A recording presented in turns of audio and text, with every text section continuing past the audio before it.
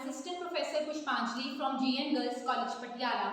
So, as in our previous video, हम accounting concepts के बारे में पढ़ रहे थे, जिसके अंदर हमने money measurement concept, accounting period concept, going concern concept और भी ऐसे तरीके के कॉन्सेप्ट्स को पढ़ा था. सो आज हम अकाउंटिंग पीरियड के कुछ और कंसेप्ट्स के बारे में पढ़ेंगे, जिसमें हमारा जो सबसे पहला कंसेप्ट है दैट इज हमारा dual aspect concept. Dual aspect का मतलब होता है कि डबल साइड. सो ड्यूअल एस्पेक्ट की अगर हम बात करें तो हम ये मान के चलते हैं कि हमारी जितनी भी ट्रांजैक्शंस होती हैं वो ड्यूअल एस्पेक्ट कॉन्सेप्ट के अकॉर्डिंग रिकॉर्ड की जाती है. हमें पता है कि हमारी हर ट्रांजैक्शंस को करते टाइम उसमें डेबिट साइड होती है और क्रेडिट साइड होती है.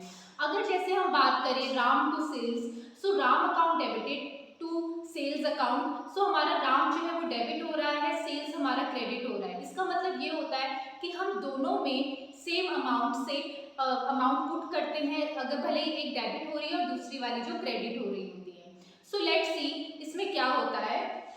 Dual aspect may be started as stated as for every debit there is a credit. हम ये देखते हैं कि हर जो हमारा ड्यूअल एस्पेक्ट होता है उसमें हर किसी में हर डेबिट होगा तो उसमें क्रेडिट की भी बात होगी.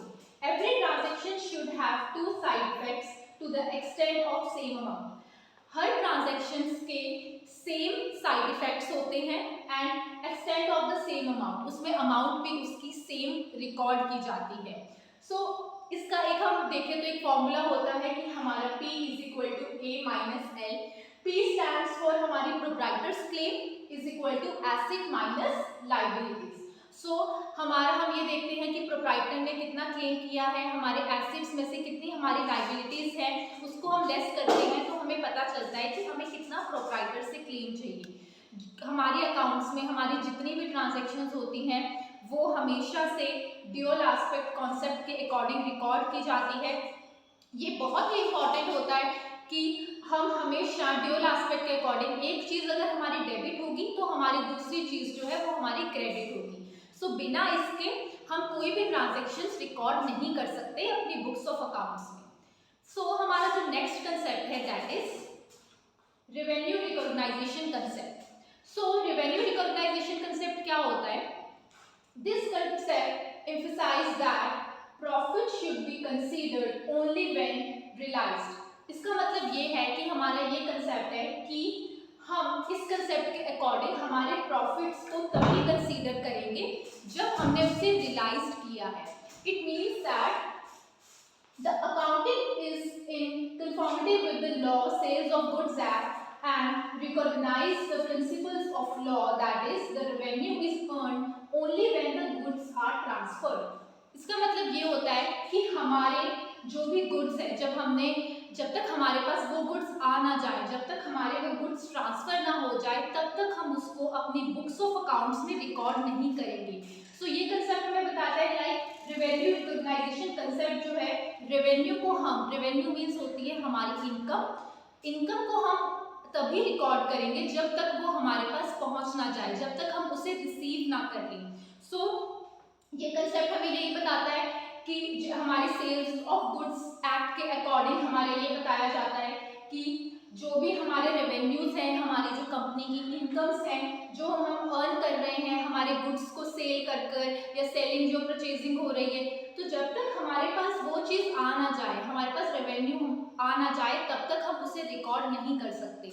सो रेवेन्यू को हम जब तक हमें वो मिलेंगे हम तभी उसको अपनी बुक्स ऑफ अकाउंट्स में रिकॉर्ड करेंगे.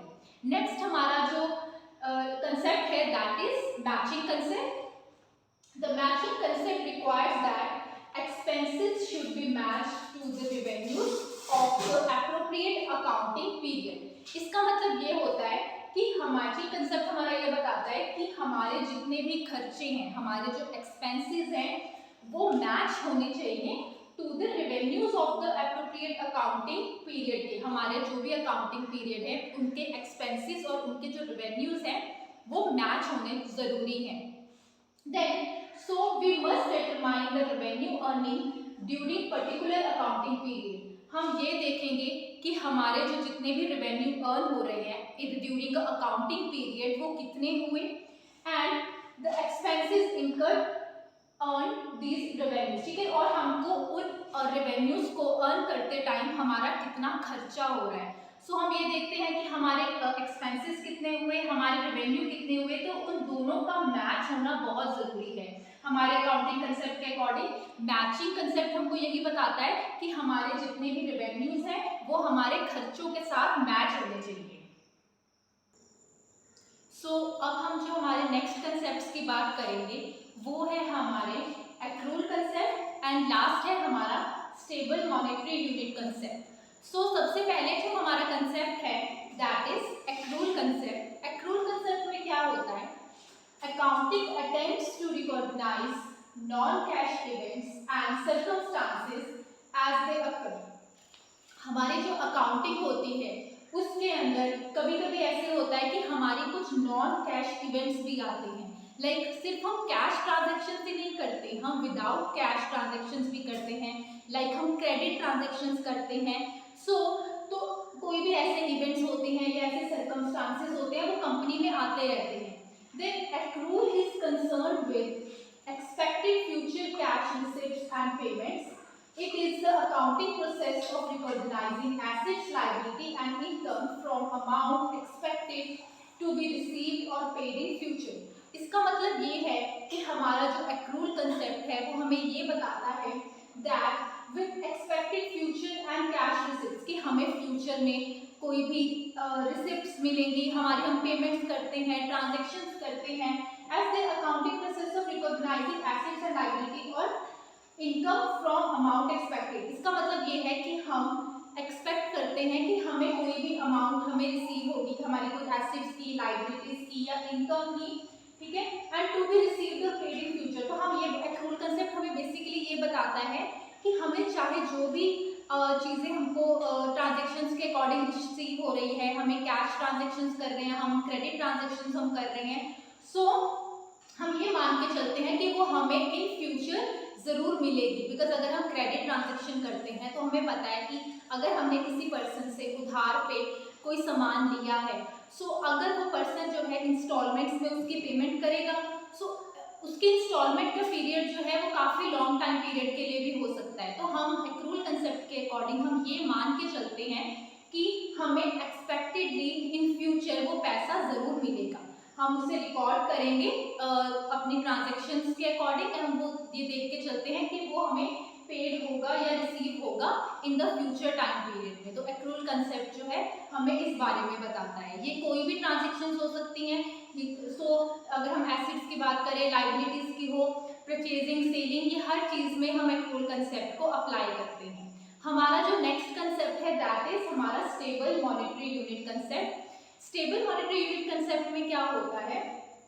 Accounting presumes that the purchasing power of monetary units say rupee remain the same throughout. तो हम ये मान के चलते हैं कि जो हमारी परचेजिंग पावर है, हम हमेशा मॉनेटरी चीज़ों में डील करते हैं। हमारी जो करेंसी होती है हम उसे रूपी में देखते हैं, तो हम जो हमारी रूपी होती है, हमारी करेंसी, वो हमेशा सेम रहती है, प्राइस हमारा वो रहता है through out the time period, and thus ignoring the effect of rising or falling purchasing power.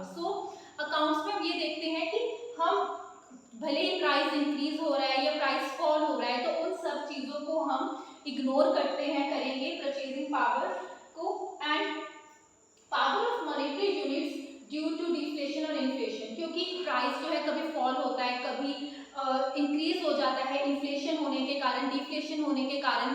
तो हम ये देखते हैं कि हमारा जो अपने अकाउंटिंग कंसेप्ट हमारा ये कहता है कि हमारी जो मॉनेटरी यूनिट है वो हमारी हमेशा स्टेबल रहेगी। हम स्टेबल मॉनेटरी पॉलिसी के अकॉर्डिंग ही हम अपनी सारी ट्रांजैक्शंस को रिकॉर्ड करते हैं अपनी बुक्स ऑफ अकाउंट्स में।